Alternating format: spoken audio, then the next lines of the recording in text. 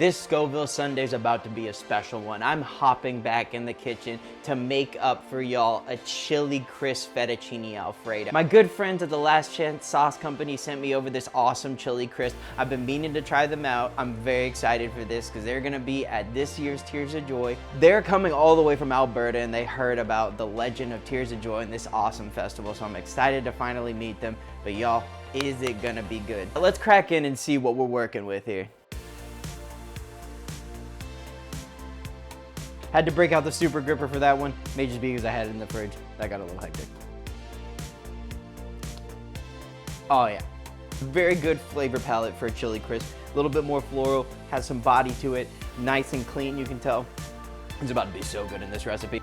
It's a recipe I've made a couple of times. It's a New York Times cooking one. I'm gonna link it down in the description below so you can make it yourself if you got a subscription there.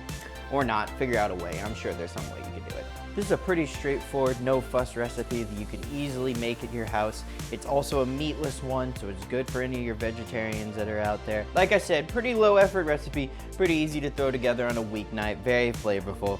The only thing to make sure is when you're whisking in that cream, you don't want it to burn, so make sure it's steaming and not bubbling because that's when you start getting into the problematic area. So you'll need 2 burners for this one, just one to get your sauce going where you heat up, everything, kind of whisk the Chili Crisp, some of the butter and some cream all together. And then you'll need your other pot as well, which is just off camera for me. That's the one that we're cooking up our fettuccine in, and then you're gonna transfer it in. I tend to prefer to actually overload it on the spinach. I think the recipe calls for a little bit too little spinach. It's always good to add a couple of veggies into your recipe. Make everybody nice and friendly together, get them good and coated, heat them up, and you're pretty much all good to go. Once you throw that spinach in, you can even throw some Parmesan on top of it. This creamy sauce is so good, so delectable, and with the chili oil, it really adds an extra level I would have never thought of to do in a fettuccine, but especially with the Last Chances one, it's so good all together when it all comes and melts. And the nice part is the chili oil goes in both the sauce and you drizzle it on at the end